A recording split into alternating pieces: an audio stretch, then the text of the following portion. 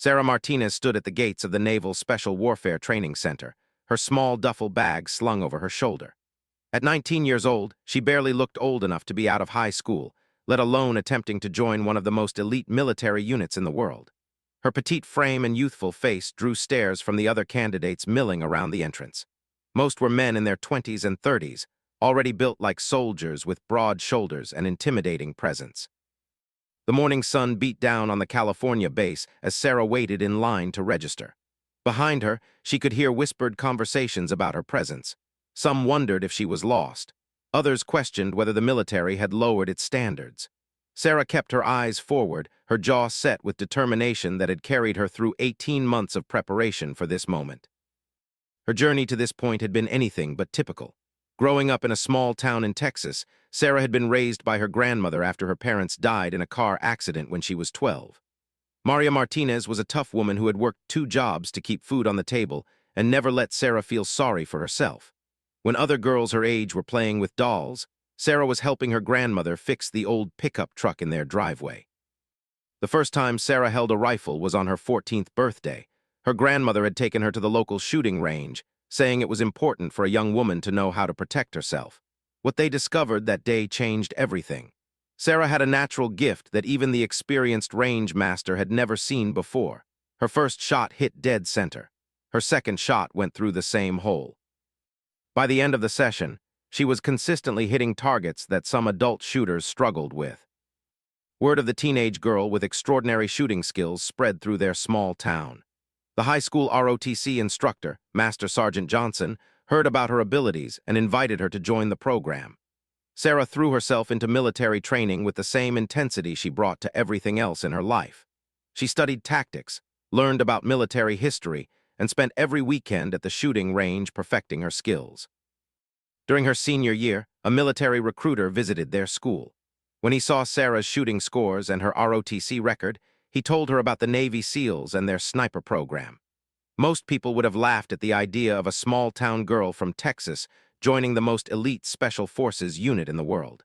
But Sarah had learned from her grandmother never to let other people's doubts become her limitations. The application process alone took 8 months. Sarah had to pass multiple physical fitness tests, psychological evaluations, and background checks. She spent hours each day training, running miles before school and lifting weights in their garage. Her grandmother converted part of their barn into a training area where Sarah could practice shooting at various distances and under different conditions. When the acceptance letter arrived, Sarah's hands shook as she opened it. She had been selected for basic underwater demolition SEAL training, making her one of only 3 women ever chosen for the program. The night before leaving for California, her grandmother gave her a small silver cross that had belonged to Sarah's mother. "Your parents would be proud," Maria said, her weathered hands gentle as she placed the necklace around Sarah's neck. "But remember, proving yourself to others is nothing compared to proving yourself to yourself." Now, standing at the registration desk, Sarah faced her first real test. The petty officer processing her paperwork looked up with surprise when he saw her name and photo. "Sarah Martinez," he asked, double-checking his computer screen. "You're here for SEAL training." "Yes, sir," Sarah replied firmly. The petty officer shrugged and handed her a packet of papers. "Good luck, kid. You're going to need it." As Sarah walked toward the barracks where she would spend the next several months, she noticed a group of officers standing near the training facility. Among them was Colonel James, a decorated Navy officer known for his tough standards and no-nonsense approach to training. He had been overseeing SEAL training for the past 5 years and had a reputation for being particularly hard on candidates he felt didn't belong. Colonel spotted Sarah immediately. Her small stature and young appearance stood out among the other candidates like a sore thumb. He watched as she struggled to carry her gear, which seemed almost as big as she was. A smirk crossed his face as he turned to the other officers. He said loudly enough for Sarah to hear, "It looks like we have our first dropout. I give her 3 days before she's crying her way back to mommy." Sarah stopped walking. Every instinct told her to turn around and face the colonel, to defend herself against his casual dismissal. But her grandmother's voice echoed in her head, reminding her that actions spoke louder than words. She adjusted her grip on her gear and continued walking, but the colonel wasn't finished. "You," he called out. his voice carrying the authority of someone accustomed to immediate obedience. Sarah turned around, her back straight and her eyes meeting his without flinching. "Yes, sir." Colonel walked over to her, his boots clicking against the pavement. He was a tall man with graying hair and the bearing of someone who had spent his entire adult life in the military. When he stopped in front of Sarah, he looked down at her with obvious amusement. "Do you have any idea what you've gotten yourself into, little girl?" "I'm here for the same reason as everyone else, sir, to earn my place as a Navy SEAL." The colonel laughed, a harsh sound that made several nearby candidates turn to watch. "Earn your place? Sweetheart, this isn't some feel-good movie where determination conquers all. This is real life. These men," he gestured toward the other candidates, "have spent years preparing for this. They're warriors. You're a child playing dress-up." Sarah felt heat rise in her cheeks, but she kept her voice steady. "With respect, sir, my qualifications speak for themselves. I wouldn't be here if I hadn't earned it." "Your qualifications?" Colonel's eyebrows shot up. "What qualifications could a teenager possibly have? Did you win a shooting contest at the county fair?" The other officers chuckled, and Sarah noticed that a crowd was beginning to gather. She realized this was a test, not just of her abilities, but of her mental toughness. The colonel was trying to break her before training even began.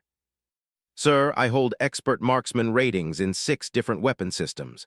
I've completed advanced tactical training and scored in the top 5% on all my entrance exams." "Pretty words," the colonel said dismissively. "But words don't stop bullets or save lives. When you're lying in the mud after your first day of training, wondering why you thought you could play soldier with the big boys, remember this conversation." Sarah took a deep breath. She thought about her grandmother, working double shifts to support them after her parents died. She thought about all the people who had told her she was too small, too young, too female to achieve her dreams. And she thought about the promise she had made to herself to never let anyone else's limitations become her own. "Sir, I understand your concerns, but I didn't come here to prove anything to you or anyone else. I came here to become the best SEAL I can be. If that's not good enough, then I'll find out during training. But I won't quit because someone thinks I don't belong." For a moment, the colonel's expression changed. Something flickered in his eyes that might have been respect or maybe just surprise. But it was gone quickly, replaced by his familiar sneer. "We'll see about that, Martinez. Training starts at 500 hours tomorrow. Don't be late." As the crowd dispersed, Sarah continued toward the barracks. She could feel eyes on her back and hear whispered conversations, but she forced herself to focus on the task ahead. Her room was small and furnished, with just a bed, a desk, and a locker. She unpacked her few belongings and arranged them carefully, knowing that attention to detail would be crucial in the weeks to come. That evening, she sat on her bed and wrote a letter to her grandmother, describing her arrival and the encounter with Colonel. As she wrote, she reflected on how far she had come from that scared 12-year-old girl who had lost everything. Every challenge since then had made her stronger, and she knew this would be no different. The next morning, Sarah was awake before her alarm, dressed and ready for whatever the day would bring. As she joined the other candidates for their first day of training, she noticed the mixture of curiosity, skepticism, and outright hostility in their faces. She was an outsider in every possible way, but that had been true for most of her life. The initial phase of SEAL training was designed to weed out those who lacked the mental and physical toughness required for special operations. The instructors pushed every candidate to their limits and beyond, looking for any sign of weakness or hesitation. For Sarah, this meant proving herself not just as a potential SEAL, but as someone who deserved to be there despite her obvious differences from the other candidates. The physical training was brutal. Sarah's smaller size meant she had to work twice as hard to keep up during exercises that favored strength and endurance. During the obstacle course, she had to find creative ways to overcome barriers that the larger candidates could simply power through. But what she lacked in size, she made up for in determination and intelligence. During weapons training, Sarah began to show why she had been selected for the program. Her shooting skills were immediately apparent to the instructors, who had expected her to struggle with the larger military weapons. Instead, she adapted quickly to each new system, consistently scoring among the highest in her class. But it was during their first sniper training session that Sarah truly stood out. The candidates were taken to a range where they would learn the basics of long-distance shooting. Most struggled with the complex calculations required to account for wind, distance, and elevation. Sarah made the adjustments instinctively, her shots grouping so tightly that the instructor checked his equipment to make sure it was working properly. Colonel observed these training sessions from a distance, his expression unreadable. When the instructors showed him Sarah's shooting scores, he studied them carefully but made no comment. He was waiting for her to fail, expecting the pressure and exhaustion to break down the skills she had demonstrated. As the weeks passed, Sarah faced challenges that tested every aspect of her preparation. During water survival training, her smaller size was actually an advantage, allowing her to move through tight spaces that larger candidates struggled with. In tactical exercises, she demonstrated an ability to think strategically and adapt to changing situations that impressed even skeptical instructors. But the real test came during Hell Week, the infamous period of continuous training designed to break down candidates mentally and physically. For 5.5 days, Sarah and her classmates were pushed beyond what most people would consider human limits. They slept less than 4 hours total, participated in continuous physical training, and faced constant psychological pressure from instructors determined to make them quit. By the third day, several candidates had already dropped out. Sarah was exhausted, her muscles screaming in protest and her mind foggy from lack of sleep. During one particularly brutal exercise, she stumbled and fell, her small frame struggling under the weight of her gear. For a moment, she lay on the ground, wondering if the colonel had been right about her limitations. Then she heard her grandmother's voice, as clear as if Maria was standing right beside her. "Get up! Martinez women don't stay down." Sarah pushed herself to her feet and continued with the exercise, drawing on reserves of strength she didn't know she possessed. That night, as she and the remaining candidates huddled together for a brief rest, she realized something important had changed. The other men were no longer looking at her as an outsider or a curiosity. They had seen her push through the same hell they were experiencing, and they were beginning to accept her as one of their own. The final test of this first phase was a long-distance navigation exercise that required candidates to reach a series of checkpoints using only a map and compass. Sarah had studied navigation extensively, but this was her first chance to prove her skills under extreme conditions. As she set out across the unfamiliar terrain, she felt a surge of confidence that had been building throughout her training. Hours later, Sarah emerged from the exercise as one of the first to complete the course successfully. Colonel was waiting at the finish line, his face showing no emotion as she reported in. For a long moment, they stared at each other, and Sarah saw something in his eyes that hadn't been there before. Not quite respect, but perhaps the first crack in his certainty that she didn't belong. "Well done, Martinez," he said simply, but those 3 words carried more weight than any elaborate praise could have. As Sarah collapsed into her bunk that night, exhausted but triumphant, she knew she had passed the first major test. She had proven she could survive the initial phases of SEAL training, but the real challenges were still ahead. Tomorrow would bring new tests, new opportunities to prove herself, and new chances to show that sometimes the most unexpected people could achieve the impossible. The girl who had been mocked and dismissed was still standing, still fighting, and still dreaming of becoming something more than anyone thought possible. Her journey was far from over, but she had taken the first crucial steps toward proving that determination and skill mattered more than size or gender. 3 months into training, Sarah Martinez had survived what many considered the most difficult phase of SEAL preparation. Of the original 47 candidates who had started the program, only 22 remained. Sarah was not only still standing, she was thriving in ways that surprised everyone, including herself. The specialized training phases that followed Hell Week were designed to build upon the foundation of mental and physical toughness that had been established. Now the candidates would learn the specific skills that would make them effective special operations personnel. For Sarah, this meant moving beyond simply proving she belonged to actually demonstrating why she was there. The first specialized phase focused on combat diving and underwater operations. Sarah had learned to swim in the community pool back home, but the advanced diving techniques required by SEALs were entirely different. The candidates had to master complex underwater navigation, learn to operate sophisticated breathing equipment, and complete missions while submerged for extended periods. During her first open water dive, Sarah felt a moment of panic as the dark water closed over her head. The weight of her equipment seemed to drag her down faster than she had expected, and for a brief instant, she wondered if she had finally found her limit. Then her training kicked in, and she remembered the breathing techniques and equipment checks that had been drilled into them for weeks. As she descended toward the training platform 30 feet below the surface, Sarah found herself entering a world that felt almost magical. The underwater environment was completely silent, except for the sound of her own breathing, and she discovered that her smaller size was actually an advantage. She moved through the water more efficiently than many of the larger candidates, using less air and moving with a grace that caught the attention of the diving instructors.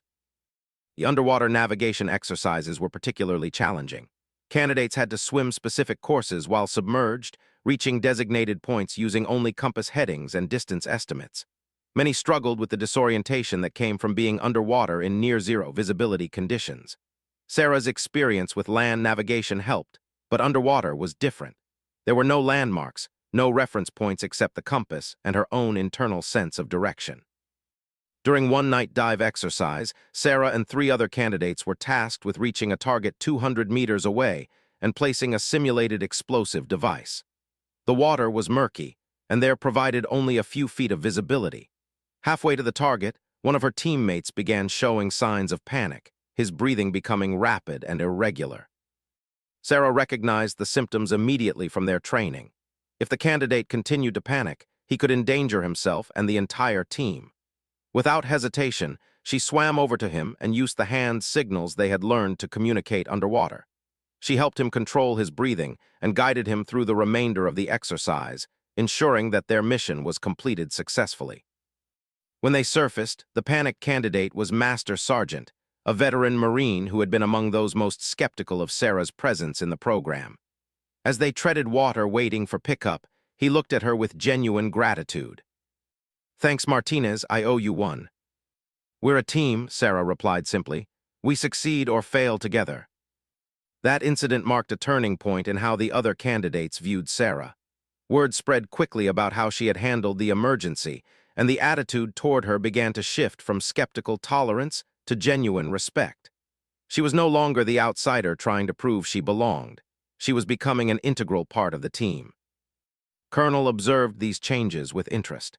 He had fully expected Sarah to wash out during the diving phase, believing that the physical demands would finally exceed her capabilities. Instead, she was not only keeping up but excelling in ways that forced him to reconsider his assumptions. The next phase of training focused on land warfare and small unit tactics. This was where Sarah's shooting skills would finally be put to the test in realistic scenarios. The candidates learned to operate as a team, coordinating movements and providing cover for each other while engaging targets at various ranges. During their first live-fire exercise, Sarah was assigned the role of designated marksman for her 4-person team. Their mission was to clear a mock village of enemy fighters while avoiding civilian casualties.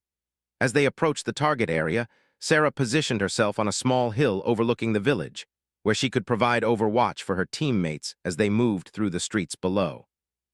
The exercise began with simulated enemy fire from multiple positions. Sarah quickly identified 3 sniper positions that were threatening her team and began engaging them with precise, controlled fire. Her first shot eliminated a target at 400 meters. Her second shot, taken while her teammates were under direct fire, neutralized a threat at 350 meters. The third shot was the most challenging, requiring her to account for crosswind and elevation changes, but she made the shot cleanly at 450 meters. The exercise concluded with all objectives met and 0 friendly casualties. When the after-action review was conducted, the instructors noted that Sarah's accurate supporting fire had been instrumental in the mission's success. More importantly, her teammates credited her shooting skills with saving their lives during the most dangerous part of the exercise. Colonel was present for the after-action review, and for the first time since Sarah's arrival, he asked her a direct question about her performance. "Martinez, how did you compensate for the wind conditions on that third shot?" Sarah explained her calculations and methodology, demonstrating a level of understanding that impressed even the experienced instructors. The colonel listened carefully, asking follow-up questions that tested her knowledge of advanced shooting techniques and tactical applications. As the weeks progressed, Sarah's reputation as a marksman began to spread beyond her immediate training unit. Instructors from other parts of the base would find excuses to observe her shooting sessions, and stories about the young woman who never seemed to miss began circulating through the special operations community. But it was during the advanced sniper training course that Sarah truly distinguished herself. This specialized program was designed to produce the elite marksmen who could engage targets at extreme ranges under the most challenging conditions. Only the best shooters from each training class were selected for the program, and the standards were so high that many experienced SEALs never qualified for sniper training. The course began with classroom instruction on advanced ballistics, meteorology, and range estimation. Sarah absorbed this information like a sponge, asking detailed questions that demonstrated her deep understanding of the scientific principles behind precision shooting. She studied late into the night, learning about the effects of humidity on bullet trajectory and how to calculate for the effect at extreme ranges. But it was on the shooting range that Sarah's natural abilities truly shone. The course started with shots at 600 meters, a distance that challenged even experienced marksmen. Sarah's first shot was a direct hit. Her second shot went through the same hole. The instructor checked his spotting scope twice to make sure he wasn't imagining things. As the distances increased, Sarah's accuracy remained consistent. At 800 meters, she maintained groupings that would have been impressive at half the distance. At 1,000 meters, a range where many professional snipers struggled to achieve consistent hits, Sarah was placing shot after shot in the center of the target. Word of her performance reached Colonel, who decided to observe one of her shooting sessions personally. He arrived at the range just as Sarah was preparing for a shot at 1,200 meters, the longest distance attempted in the course. The target was barely visible even through high-powered scopes, and environmental factors at that range could throw off even perfect shots by several feet. Sarah went through her pre-shot routine methodically, checking wind conditions, adjusting for temperature and humidity, and calculating the complex ballistics required for such an extreme shot. The colonel watched through his own spotting scope as she settled behind her rifle, controlled her breathing, and squeezed the trigger with the smooth, consistent pressure that marked an expert marksman. The bullet's flight time at that distance was several seconds, long enough for doubt to creep in even for experienced shooters. Sarah remained motionless behind her rifle, maintaining her position until the target was marked. When the spotting scope confirmed a direct hit, a murmur went up from the gathered instructors and students. "Impressive shot, Martinez," Colonel said as he approached her position. "But one lucky hit doesn't make a sniper." "Yes, sir," Sarah replied, already chambering another round. "Would you like me to do it again?" The colonel's eyebrows rose slightly. "By all means." Sarah's second shot was another direct hit, this one actually closer to the center of the target than the first. The colonel studied the target through his scope for a long moment before speaking again. "Again." The third shot was perfect, dead center in the bull's. The fourth shot went through the same hole. By the fifth shot, even the colonel was beginning to look impressed, though he tried to hide it. "That's enough for today," he said finally. "Report to my office at 1800 hours." As Sarah cleaned her rifle and secured her equipment, she wondered what the colonel wanted to discuss. Their interactions had been minimal since that first day, limited mostly to formal training situations. She had hoped that her performance was changing his opinion of her, but his expression remained unreadable. That evening, Sarah knocked on the colonel's office door at exactly 6 o'clock. The office was decorated, with military awards and commendations covering one wall and a large map of current operations areas on another. Colonel was seated behind his desk, reviewing what appeared to be training records. "Sit down, Martinez," he said without looking up from his papers. Sarah took the chair across from his desk and waited. The colonel continued reading for several minutes, making occasional notes in the margins. Finally, he set the papers aside and looked at her directly. "Your shooting scores are the highest we've recorded in this program," he said without preamble. "Your instructors tell me you're demonstrating skills that typically take years to develop. Explain to me how a 19-year-old from Texas became a better marksman than people who've been doing this for decades." Sarah had been expecting this conversation eventually. "Sir, I think it's a combination of natural ability and extensive practice. I've been shooting seriously for 5 years, and I've had excellent instruction from civilian and military sources." "Natural ability," the colonel repeated skeptically. "Martinez, what you're doing out there isn't just natural ability. You're making shots that professional snipers would be proud of. There has to be more to it than that. Sarah considered her response carefully. She had always been reluctant to talk about her abilities, partly because she didn't fully understand them herself, and partly because she knew how unbelievable they sounded.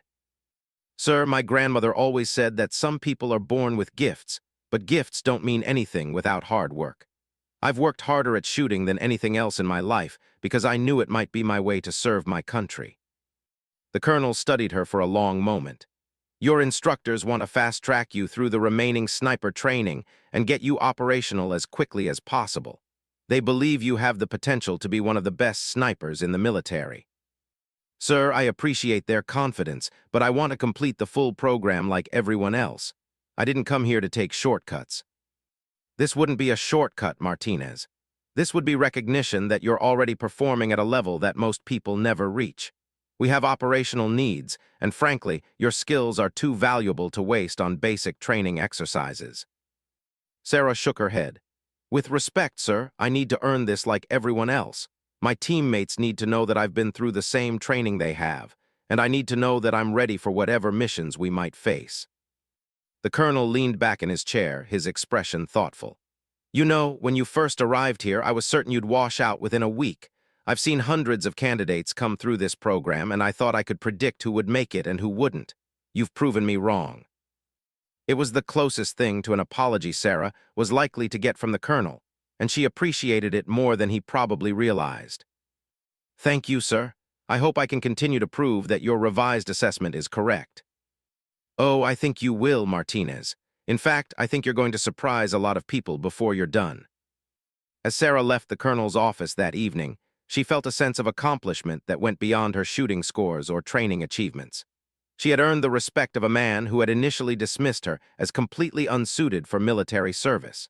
More importantly, she had proven to herself that her dreams were not only possible, but achievable through dedication and hard work. The remaining weeks of sniper training passed quickly. Sarah continued to excel in every aspect of the program, from fieldcraft and camouflage techniques to mission planning and tactical applications.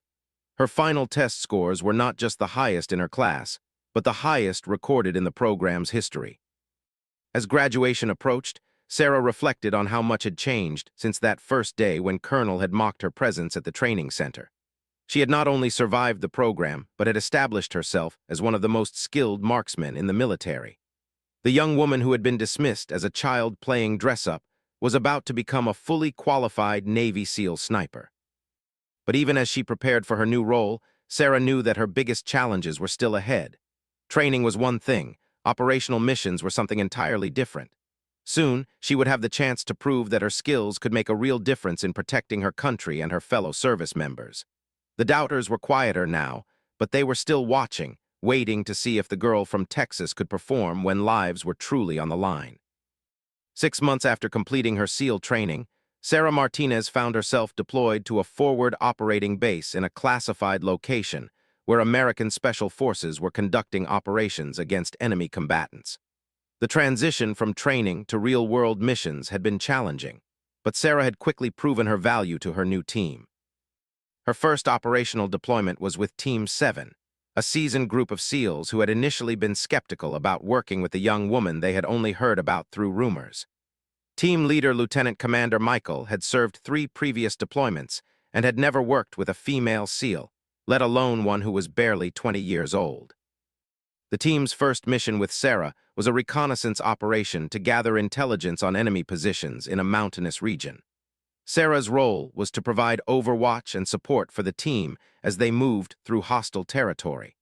The mission required her to position herself on a ridge overlooking a valley where enemy activity had been reported. As the team moved into position under cover of darkness, Sarah established her sniper position 800 meters from the target area.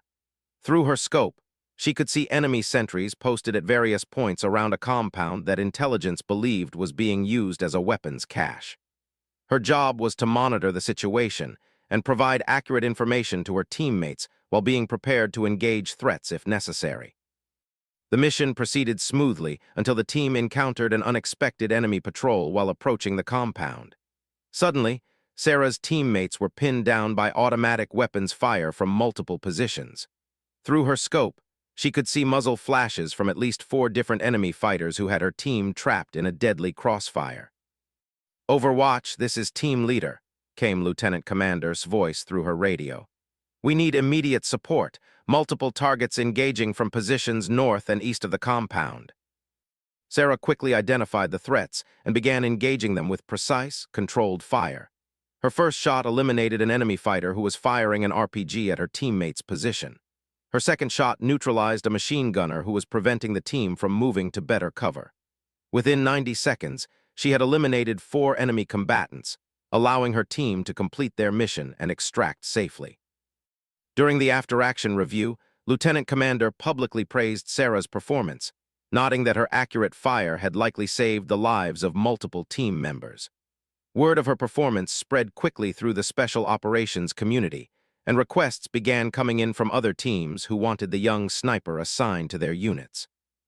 But it was during her second deployment that Sarah would face the situation that would define her career and silence her critics forever. Intelligence had identified a high-value target, an enemy leader who was responsible for coordinating attacks against American forces. The target was scheduled to attend a meeting at a compound in enemy-controlled territory, and Special Operations Command had been tasked with eliminating him. The mission was classified at the highest levels, and only the most experienced operatives were being considered for the assignment. When Sarah's name was proposed for the sniper role, there was immediate resistance from some commanders who felt the mission was too important to risk on an unproven operator, despite her successful first deployment. Colonel, who had been promoted to oversee special operations assignments, found himself in the unexpected position of defending Sarah's inclusion in the mission. The same man who had once mocked her presence was now arguing that she was the best qualified sniper available for the operation. He said during the mission planning meeting, "I've reviewed the requirements for this shot, and Martinez is our best option. The target will only be exposed for a brief window, the range is extreme, and environmental conditions will be challenging. She has demonstrated the skills necessary to make this shot under these conditions." The mission required a shot at 1,847 meters, nearly 2 kilometers, in mountainous terrain with unpredictable wind conditions. The target would be visible for only a few seconds as he moved between buildings, and there would be no second chance if the first shot missed. Several senior snipers had reviewed the mission parameters and concluded that it was at the absolute limit of what was possible with current technology and human skill. Sarah spent 2 weeks preparing for the mission, studying satellite imagery, weather patterns, and ballistics calculations. She practiced on ranges that simulated the conditions she would face, making shots at similar distances under various environmental conditions. She worked with meteorologists to understand the wind patterns in the target area and with intelligence analysts to learn everything possible about the target's habits and schedule. The night before the mission, Sarah sat in her quarters writing a letter to her grandmother. She didn't mention the specific details of the mission, but she wanted Maria to know how much her support and guidance had meant throughout her journey. "Tomorrow I face the biggest test of my career," she wrote. "I think about all the people who said I couldn't do this, and then I think about you telling me that the only limitations that matter are the ones we accept for ourselves. Whatever happens, I want you to know that I'm proud to be your granddaughter and proud to serve our country." The mission began before dawn, with Sarah and her spotter, Sergeant First Class David, being inserted by helicopter into mountainous terrain 15 kilometers from the target area. They carried specialized equipment, including a custom rifle system designed specifically for extreme long-range shots and advanced instruments to measure wind conditions at various altitudes. The hike to their shooting position took 6 hours, moving carefully through enemy territory while avoiding detection. They reached their designated position on a ridge overlooking the target compound with 2 hours to spare before the scheduled window for the shot. Sarah and Sergeant spent those 2 hours preparing meticulously. They confirmed the exact range to the target using laser rangefinders and GPS coordinates. They measured wind speed and direction at multiple altitudes using weather balloons and sensors. They calculated the effects of temperature, humidity, and barometric pressure on bullet trajectory. Every variable that could affect the shot was measured, analyzed, and factored into their calculations. As the time for the shot approached, Sarah settled behind her rifle and began her final preparations. Through her scope, she could see the compound where the target was scheduled to appear. The distance was so great that even with the most powerful scopes available, the target area appeared tiny and indistinct. Wind is steady at 8 miles per hour from the west, Sergeant reported. Temperature 68 degrees, humidity 45%, barometric pressure 30.15 and falling slowly. Sarah made the final adjustments to her scope and checked her shooting position one last time. At this range, even the smallest error in body position or equipment setup could cause the shot to miss by several feet. She controlled her breathing and waited for the target to appear. At exactly 13:47 hours, intelligence reports confirmed that the target vehicle had arrived at the compound. Sarah watched through her scope as several figures emerged from the building and moved toward a vehicle. According to their intelligence, the high-value target would be the third person to exit the building. Target confirmed, Sergeant said quietly. Range 1,847 meters, wind holding steady. Sarah could see a figure moving between the buildings, exactly where intelligence had predicted. She had perhaps 3 seconds while the target was exposed before he would disappear behind cover and potentially escape. At this distance, the bullet would take over 2 seconds to reach the target, meaning she had to anticipate where he would be when the bullet arrived. Sarah controlled her breathing, placed her crosshairs where she calculated the target would be when the bullet arrived, and squeezed the trigger with the smooth, consistent pressure that had been ingrained through thousands of practice shots. The rifle's report echoed across the mountainous terrain as the bullet began its long journey toward the target. For over 2 seconds, Sarah remained motionless behind her rifle, maintaining her sight picture while the bullet traveled nearly 2 kilometers through varying atmospheric conditions. Target down, Sergeant reported through his spotting scope. Confirmed hit.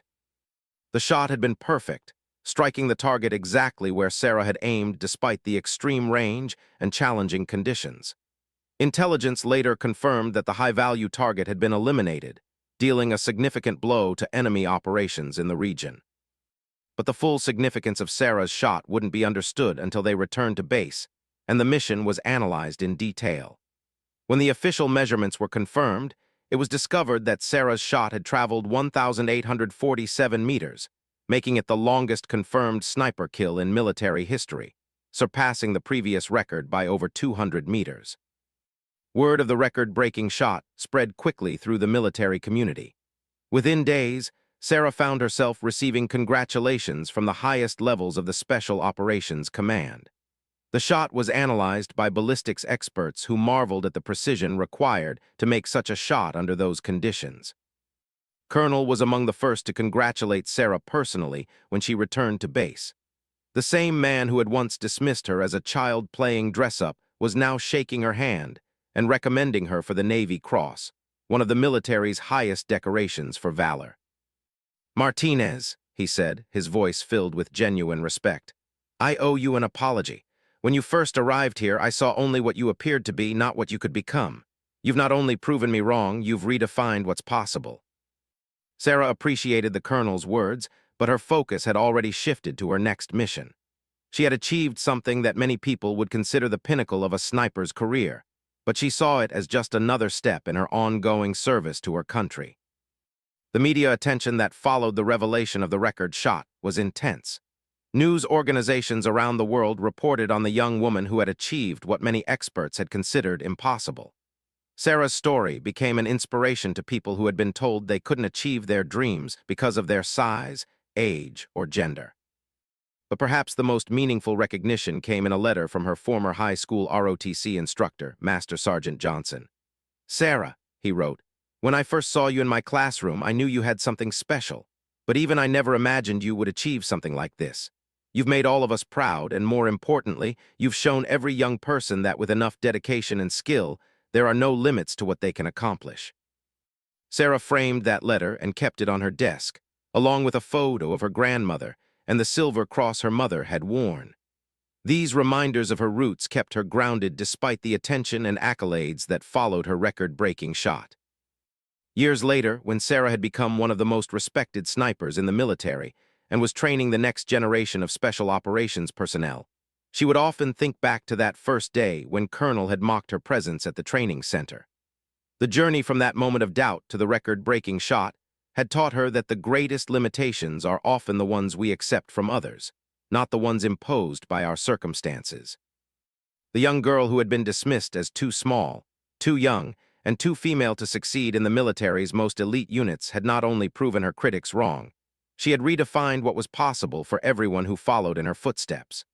Her record stood as proof that determination, skill, and dedication could overcome any obstacle, no matter how insurmountable it might appear to others.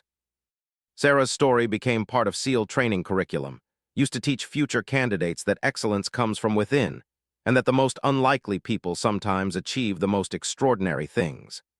The girl from Texas who had dared to dream of becoming a Navy SEAL had not only achieved that dream, she had surpassed every expectation and set a standard that would inspire others for generations to come. But for Sarah herself, the record was just the beginning. Every day brought new missions, new challenges, and new opportunities to serve her country with the skills she had worked so hard to develop. She had proven that sometimes the people others underestimate are the ones who end up changing everything, one impossible shot at a time.